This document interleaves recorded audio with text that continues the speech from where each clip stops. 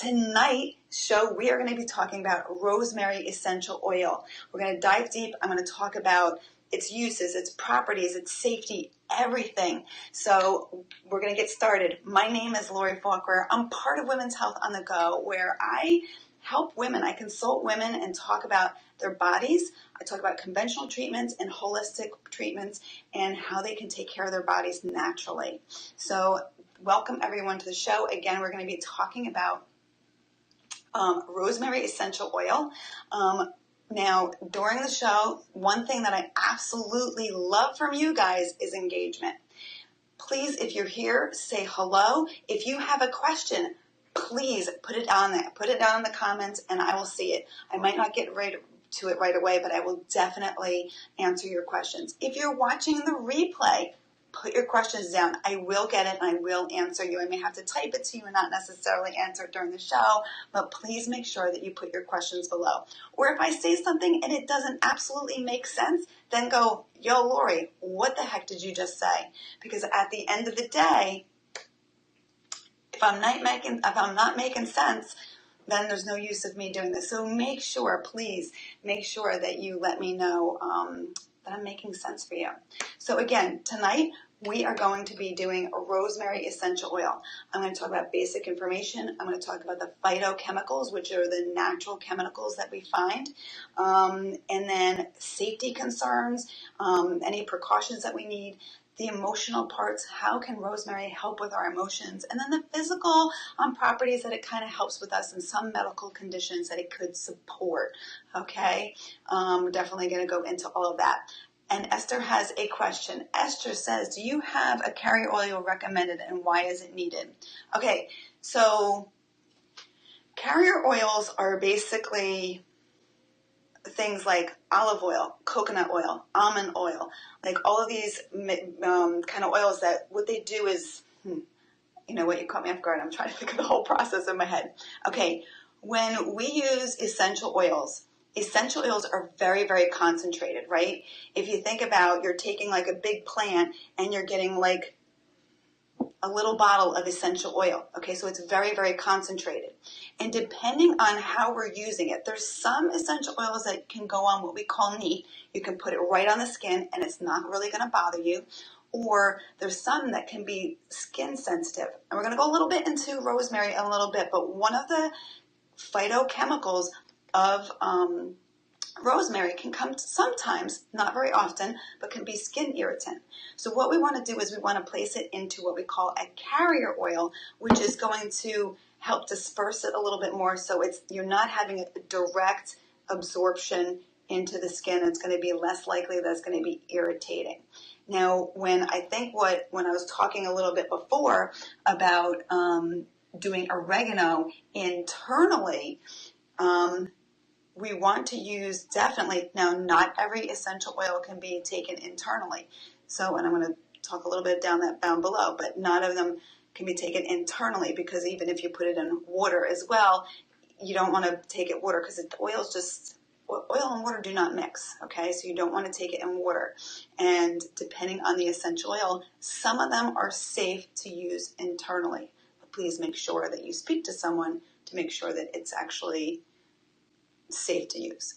Now, oregano, what you want to do is, because you just don't want to take the essential oil, it's very, very concentrated. You don't want to just take that down. You can do it several ways. You can put a little bit of it, get like a tablespoon of olive oil and put like a drop or two in there and then drink it down. Also, you can also use like honey as well. So that's a very short answer. I want to keep going here, but hopefully that makes sense, Esther, okay? All right, so I should have done this before I started talking about that, but as we know, before I start the show, I always talk about my medical disclaimer, okay? So just remember, all materials provided in this video are provided for information and educational purposes only and are not intended to substitute the advice of your healthcare professional. It's not meant to diagnose, treat, or cure any kind of disease. Statements in this video have not been evaluated by the FDA, and I'm not making any medical claims. Also, the International Federation of Aromatherapists does not recommend the internal use of essential oils unless under the guidance of a healthcare provider that is certified aromatherapist or very knowledgeable about using essential oils. Pregnant and breastfeeding women, please consult your healthcare provider before using essential oils, and please consult someone before you use them with your children. Very, very important. I see so many things out there that people say, oh, just use this essential oil with your kid. No, it's not. I would not do that, okay? Remember, we want to honor essential oils. They are wonderful. They are helpful. They are supportive with everything that we do in our lives, but you want to honor them just like you do your pharmaceutical drugs. I tell that in all of my shows, okay? It's very, very, very important. Okay, let's get into rosemary. Who's up for learning about rosemary essential oil? It's one of my favorites. I love it, and I decided to talk about it tonight because of the fact that it's not an essential oil that I think a lot of people use. You know, I've done the usual ones of peppermint, lavender, you know, everybody uses them. But I want to get into ones that are not used very often, but have a lot of great medicinal properties. Oops, excuse me. All right, so let's first, I got all my little slides here, doing fun here. Okay, so what I want to do first is talk to you about now when you hear rosemary or you hear lavender, okay, that's the general name. That's the name that we know out on the streets, okay? But all of these plants have different Latin names and different kind of components to it that'll kind of let us know a little bit more about that essential oil, okay? Now, the one that we're going to be talking about, there's different types of rosemary. The one that we are going to be talking about tonight is Rosemary officinalis, and then it's got like a little CT after it. I'm going to show it, and it's going to 1,C cineol, okay? And the 1,C cineol is a phytochemical that's in the essential oil that is very prominent. So when I'm talking about all of this stuff about rosemary essential oil, I'm talking about that essential oil. Okay, I have a little picture for you, just so you can kind of see the name, okay? That's my little picture I took of, I actually have rosemary here. I use it also herbally. And then the Latin name, you can see Rosemary officinalis, and then with the CT, this 1,8 cineol, okay? Now, that's important that you look for that when you're looking for your essential oils, okay? So whenever you go on a website, whenever you go into a store, they're always going to have that general name, rosemary, lavender, peppermint, oregano, right? But then they're going to have that Latin name that is attached to it. And you want to make sure. Now, anything that I'm talking about this evening is going to be an essential oil that has that 1,8, I don't even know how they actually word it, but the 1,8, the cineol, okay, that is going to have the most of that phytochemical, which I'm going to talk a little bit more about that as well in your essential oil, okay? Now, a little bit of history with rosemary. Rosemary is native to the Mediterranean region. It was predominantly grown along the sea. That is where it's the Latin name, ros, which means dew. Marinaris is sea. It got the name of dew of the sea. I think that's actually a very pretty name. So that's actually how rosemary got its name. Although it is native to the Mediterranean, I can't even say it, region, it does now grow all over the place. Mexico, Spain, the UK, United Kingdom, Tanzania, Morocco, like it's grown all over the place. And this is another thing. When you're buying your essential oils, there's all these little things that you can look at, okay?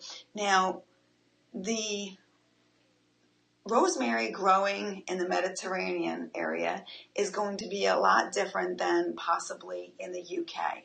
If you think of the weather, if you think of the soil is going to be different, the climate is going to be different, the way the growing season is going to be different. So that's also going to affect the plant that is growing in that area, and then it'll also affect your essential oil. And when you look at we're going to go into a little bit, we're not even going to go there because I want to talk about that a little bit, but that's why when you're buying an essential oil, I'm going to show you two more little slides. Now, these two slides are I tend to get a lot of my essential oils from either Eden's Garden or I've been using plant therapy as well, okay? And what I love about both of these sites is that they provide through what we call GSMS testing, which is testing that is done on an essential oil to show if it is pure or not, and to tell you how much of these phytochemicals are in each of the essential oil. They are also very, very reasonably priced.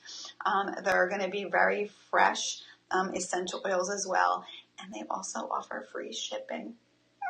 Love that part. Okay. So those are the two websites. These are the two places that I personally know. Wherever you get your essential oils is completely fine, but I always make sure that they show you their GSMS reports. If they don't, then there's nothing unique about, like, rosemary is rosemary essential oil for the most part. It will differentiate a little bit, like I said, depending on where that plant is grown. But for the most part, it's going to be the same. The percentages may be a little bit off. But when you provide those GSMS reports, you're showing that it's not what we called adulterated. Adulterated means that you're really not getting an essential oil. Like, it's just a chemical produced smelling rosemary oil. There's no medicinal properties to it. And there's different components in there that the chemist is going to be able to be like, oh, this is not a good essential oil. And you can be able to, they'll be able to tell you in the report, like, this is not a good one. Okay. Hopefully that's making sense to everyone. Hopefully. Okay. So, okay, I think this is it right here. Sorry. All right, so this one here, okay, so this is from Plant Therapy, and you can see it gives you see how it gives you the botanical or Latin name at the top, and you see how it has the CT 1,18 cineol, and then the country. This is from Tanzania. It's going to tell you how it's extracted, what part of the plant it comes from, and it gives you all this nice little kind of information. And see, this one, what I love about plant therapy is also this one says kids safe. No, it actually tells you whether it is kids safe or not. Okay, here's another one. I think, maybe not. Oh, here we go. There we go. And this is from Eden's Garden. Again, you see how now this one doesn't. Yeah, it is actually. See, botanical name. They are kind of giving it to you a little bit differently. They're going to give a botanical Latin name up at the top, the chemotype, which is the cineol. So we know that's. And then see here, this one, Origina, Morocco. It tells you, see, now this plant part is leaves. Okay. So when hold on. That doesn't want to move for me. There we go. Sorry about that, everyone. So when we look at the parts, now, when it comes with rosemary essential oil, the way that they get the essential oil is from a steam distilled process. It's from steaming, okay? And the best, now, when I look at when I do my research, I do lots of research. I know that I pointed this out before. I always do my essential oil safety book that I'm always looking in there as well. Now, they say that most of the best part of getting your essential oil is from the aerial parts, the flowering parts, which I have some pictures of that because you know what? When I see rosemary, who sees the flowers on it to see exactly what it looks like, right? So Let me show you rosemary. Well, here's the flower. So here you can see actually a little bit of a flowering that happens with the rosemary, which I think is really, it's like a bluey kind of purple. Let's see, I got another one here for you. Look at that bush. That's a rosemary bush. Do you know that the rosemary bush actually can grow up to 6 feet tall? Okay, I never knew that. You know why? Because I have a planter and I have some rosemary in it, and you know it grows a little bit, and because I keep snipping it because I'm using it. But in the like out in the you know, in the landscape and stuff out in nature, these bushes can grow up to 6 feet tall. Oh my goodness! To me, that is unbelievably tall. Okay, all right. Hopefully I'm making sense. I feel like I'm a little bit all over the place, and I do apologize for that if I am. Okay, rosemary belongs to the mint family, which, you know, you don't think that it's a mint family, but also in the mint is lavender, sage, and also lavender, sage, and basil as well. So it comes from the mint family. It's one of the first plants that was used medicinally way long time ago. It was definitely used as incense. It was used for memory. Definitely use memory that's the top-notch thing that rosemary is used for, especially today. Also, they found it to have antiseptic properties. So a long time ago, rosemary was used on meat a lot because what it actually would do is help preserve the meat longer, because, you know, back in the day, there was no refrigeration, there was nothing like that. So how are they going to preserve this meat so it would last longer? Rosemary. How awesome is that? That is something actually I learned today, which I thought was pretty cool. Okay, it was considered sacred with the Greeks. The Egyptians had it. They found it in their tombs. It was pretty cool. All right, so like I said, when it comes to the plant part that we distill it from, it can be from the flowering tops, which I showed you some pictures, or it could be from the leaves.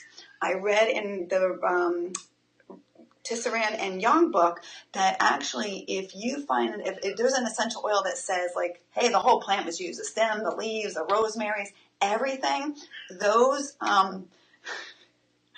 hopefully you can't hear it. My cat is crying at the door, so I apologize if you guys can hear that, but all I can hear that is in the background once in a while, so I apologize. But if you find an essential oil, I remember I showed you those slides where it shows you if it's the flowering part or the leaves that they're distilling from. If you see it says stem, leaves, and flowers, those rosemary essential oils are not as they're inferior. They're not as good of essential oil as compared to if you're just getting the aerial parts or if you're just getting the leaves. So again, it's really important that when you go and you're purchasing your essential oils, this is kind of why I like to go online to get them, because then you can see all of that great information, where if you go into a store, you really can't see that. So yeah, definitely. Okay. So let's talk about phytochemicals of our essential oil. Now, the phytochemicals, what are they? Phytochemicals are, and I've done this several times in, trying to compare and to kind of, give you a guideline of what it is. Okay, so here is your pharmaceutical drugs and here are your plants. Within your plant, if they were to take apart every part of the plant, you would naturally find certain chemicals such as camphor, we're going to talk about, cineol. There's also lots of things like in lavender, we've talked about linalool, okay? And what scientists have done, okay, just 1 second, because my cat's driving me crazy. Teacher, I need you to come get the cat. Okay, I'm so sorry, but she just kept on crying. I was afraid that she was going to be bothering you. Oh, bothering me too. Okay, so again, when you take the plant, you have all of these chemical chemical components within that plant. And where a pharmaceutical is a synthetic form, because what they do is they take this plant, they find one component of it, such as cineol, and they'll say, okay, cineol is good for X, Y, and Z. So let's figure out how we can synthetically make cineol to put into a pharmaceutical drug. That's kind of the easiest. So when we talk about it naturally, they're phytochemicals, right? Phyto meaning plant, okay? Where the other ones are like kind of synthetic chemicals. So when we look at the phytochemicals of rosemary, the biggest things that we want to look for is this. I know, so I've already mentioned this, the cineol. I already mentioned that. But then another part is camphor as well, which is only about 7 to 14% of the essential oil is going to have that, where the cineol is going to be anywhere from 39 to 57% of that essential oil when you're looking at your reports. Hopefully that kind of makes sense to you, okay? Camphor, okay, let's talk about a little bit about camphor. Camphor is, if you ever used Vicks, Vicks to me, my grandmother used to use Vicks on my chest growing up a lot. It's got a very menthol kind of smell to it. It's very potent, okay? And that's the easiest kind of like when like here I have my rosemary, and when I kind of smell my rosemary, I can kind of smell that camphor kind of taste, that menthol-y kind of component to it. Now the thing with camphor is that we have to be careful with it. The camphor can be irritating to the eyes. It can be irritating to any mucous membrane, such as inside our nose or in our mouth. So we definitely, especially know using on infants, especially around the eyes, the nose, the mouth.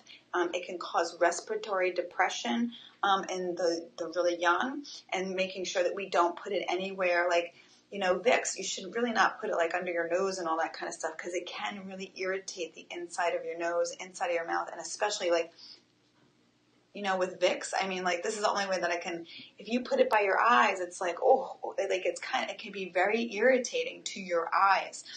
So it's really important when we look at our essential oil, camphor level in the U.S., right? Camphor can be so kind of neurotoxic that the U.S., the FDA, have only said that a product can only have 10% of camphor in it, where Canada has only that you can only have 3% of camphor in it. You can't have any products with just straight out camphor. You can't even have that anymore in the U.S. because of the irritation that it can actually cause. So you want to definitely make sure that when you look at your GS-MS reports, that you make sure that it doesn't have any more than 11%. I think I looked at this one that I have. This is from Eden's Garden. I think it was about 10%. And I think that the other ones were about 9% that I looked at. So you just definitely want to make sure that you look at that. Especially with infants and children under 5, you do not want to place it anywhere near their face, near their infants. I would just basically say don't use it at all. I mean, it is considered, has GRAS status, which is typically a safe essential oil. But even when I showed you that profile, it said kids safe, it said no. So personally, I would just say if you can't, kids are so tiny and stuff like that. If they do this and they get on their face, it's just not going to be a good scene because it can cause respiratory depression. And if you're going to even use it on a child from 10 to 5, I would definitely use severe caution with it. Again, I may even not, use it just to be on the major safe side. A lot of the times those reactions happen when the camphor was a much higher level. But I just personally, I would not even use it on children. I would avoid it in pregnancy. Now, when you look at Tisserand and Young's book, it does say that they would not necessarily contraindicate it in pregnancy, but I would definitely avoid it in the beginning of pregnancy, absolutely, because it actually stimulates menstrual flow, okay? So you don't want to be using it when you get pregnant. Sometimes if people are delayed in their menses or something like that, they can take a little bit, they can put a little bit in a carrier oil, and they can rub it on their belly to help stimulate them getting a period. So you don't want to be doing that when you're pregnant, because you want to keep the pregnancy. You don't want to stimulate that blood flow, okay? So make sure, although Tisserand and Young says I wouldn't necessarily avoid it in pregnancy, there's also 2 phytochemicals in camphor that has not necessarily been studied in pregnant women, and that is the boryl acetate and verbonone.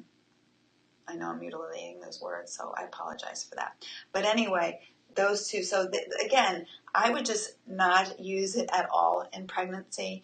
That would be kind of a better thing to do. Now, some aromatherapy books, some websites and stuff say to avoid rosemary essential oil if you have high blood pressure.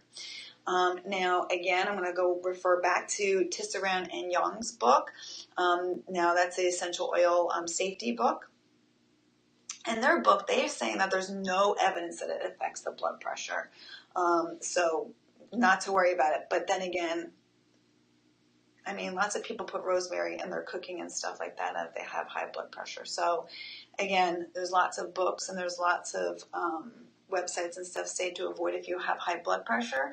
The essential oil safety book says that there's really no hard and fast evidence showing that it does actually affect your blood pressure.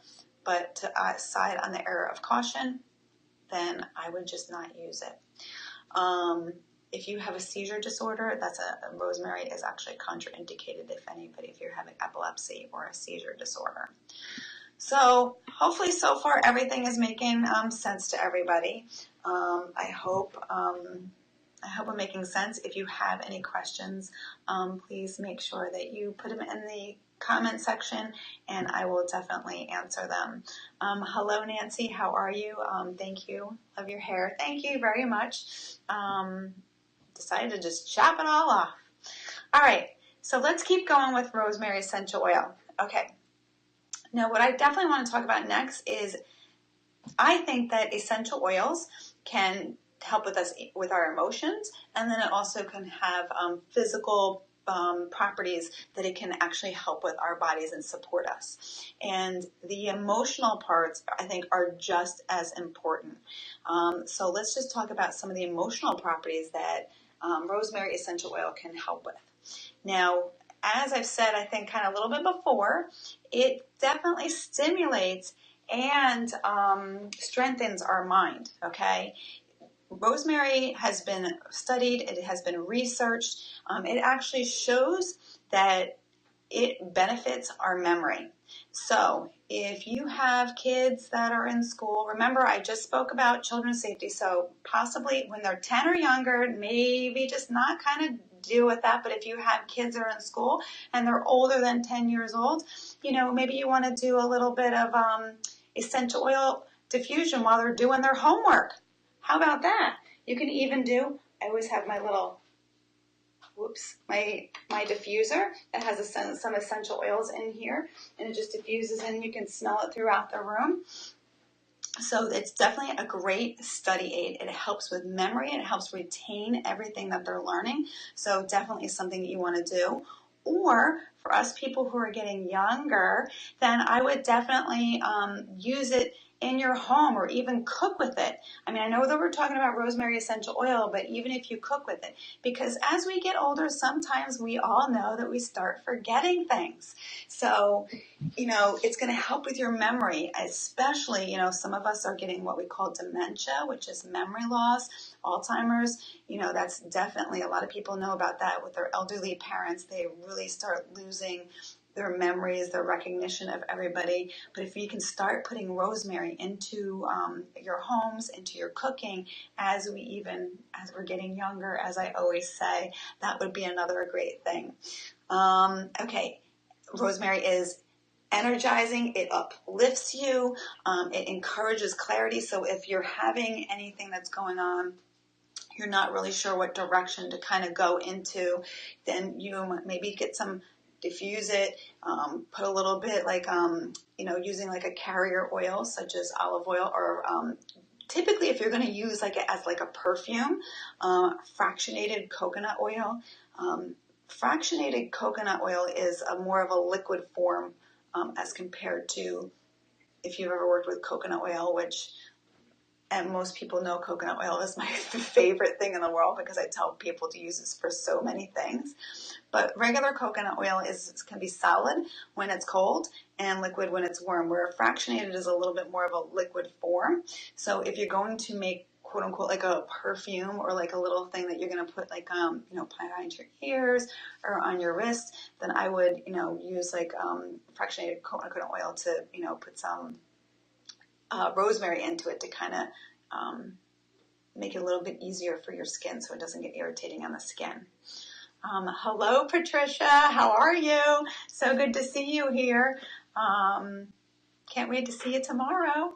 Okay, so we're going to keep going with Rosemary Essential Oil. Okay, so it also helps relieve with stress, tension, fatigue, which is being tired. It's really, really helps. Again, if you're confused, you're having difficulty making a decision in life, rosemary, apparently, it helps you with making decisions. Now, I personally, maybe I should be using it a little bit more often because sometimes, we all just sometimes don't know what we're going to be doing.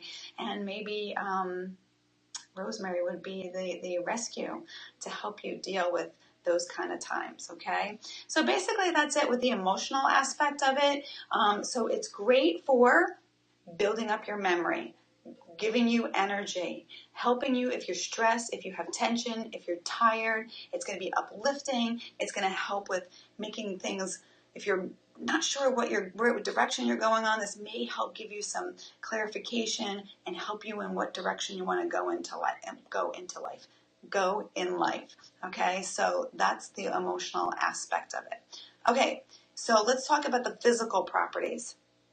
Now, when I talk about physical properties, I'm just talking about things that it can actually help support. I'm going to say things like anti-inflammatory. It's going to be like an anti-spasmodic. It's going to help. It's going to be a circulatory stimulant. It's going to help with analgesic. It's going to help with pain relief. So those are all of these kind of great physical kind of things that it's going to be doing in our body, which can, if you think about it, analgesic, anti-inflammatory, antispasmodic, and circulatory stimulant. Okay, all of those things, if you kind of put those together, what would it be great for? It's going to be good for like a massage. If your muscles are tired, if you were an athlete, if you're a long distance runner, there was some research that showed that people who have like rheumatism, I can never say that word. A rheumatic disorder, which is basically chronic, chronic or intermittent pain in joints. So this is something that it's going to help with, right?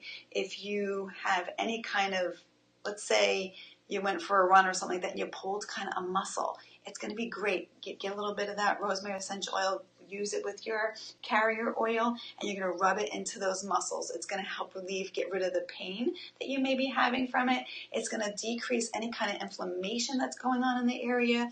It's going to get also circulatory. It's going to stimulate circulation for help healing the area. It's got a lot of great properties for that. It's an antiseptic. Now remember, in the history when I was talking about earlier, it's got a lot of antiseptic properties, which back in the day they actually used on meats to help preserve meats, because they found that when there was no refrigeration, rosemary helped the meat to last longer. It preserved the meat a lot longer because it had those antiseptic properties. So I've talked about in the past how I have like a essential oil cleaner for my kitchen. I tend to use lavender because I like the smell of lavender. But why don't you use rosemary as well? That's kind of antiseptic when you're cleaning your countertops. It's a great thing that you can use for if you want to make like your home natural cleaning products. Another great thing it does is it prevents gas. So if you got helps with digestion as well. So if you're eating gassy kind of foods and your tummy's not feeling kind of right, then definitely use some rosemary essential oil. Again, get a little bit of that carry oil, put some drops of rosemary on your stomach, and put that all over your belly. I actually have a mixture that I use of peppermint and rosemary when I'm having a little bit of an upset stomach. The most common time that I really, really use it is, and I'm sure all of you ladies out there can relate, sometimes when we get our periods also have a GI issue. Okay, and whenever I have that, I have one that I do for cramps, but then if I'm having that GI kind of upset, I have a blend that I put on my belly, and it's got rosemary and peppermint in it, and it works like a champ. Because it's also going to help with digestion. It's going to prevent any kind of gas that you have going on as well. Now, I did mention before, it stimulates your menstrual flow. So if you're a little late for your period and you're wanting it to come down, then get some rosemary essential oil and put it on your belly. That is going to definitely help stimulate your period blood flow.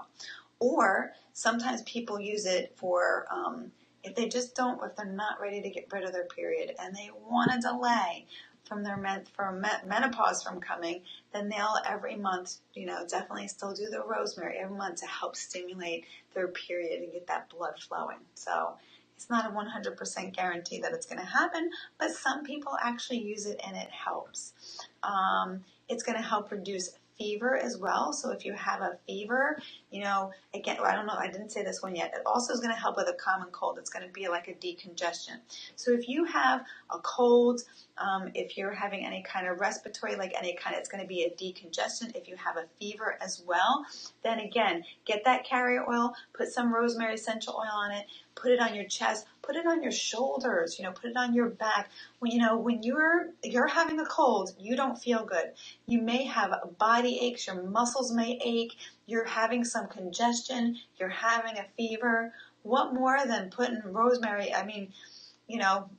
You're going to smell really good, but it's also going to really help you and your body. It's going to help it's going to give you pain relief. It's going to give you your antispasmodic, so any of your muscles is going to help relax those muscles. It's going to help reduce any fever. It's going to help with any decongestion. Rosemary, very, very good. Definitely good. And there was also research, earlier in the pre-show I was talking about, I got my diffuser going, and I actually have rosemary today in it, and I also have lavender.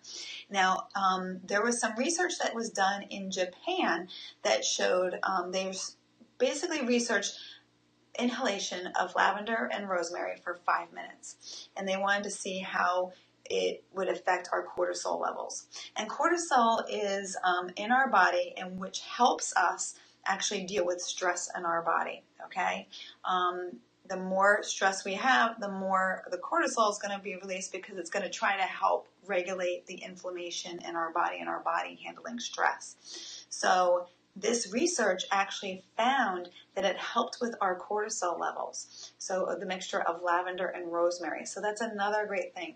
If you're under a lot of stress, if you've gone to your medical provider and, they did a cortisol level and they said, oh my gosh, look at your cortisol level. It's not looking too good. It's going to actually help with that as well. And one last thing.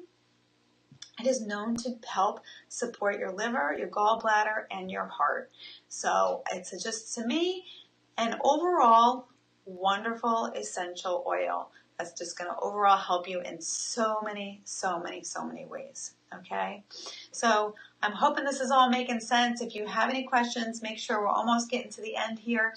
If you have any questions, and even if you're watching the replay, make sure that you put the questions down on the comments below. I will still get them, and I'll still answer your questions. So I think that we went over a lot with rosemary essential oil. I think the biggest thing that most people know about rosemary is that it helps with memory. It's a great study aid. It's great for dementia. Listen, I can't remember. No. So it's good for dementia. It's good when we're getting older to help with our memory, because as we all know, our memory, I mean, I know for me, sometimes my memory is going. So it's one of those great things. Diffuse it in your home. You know, get a diffuser. I think that they're great.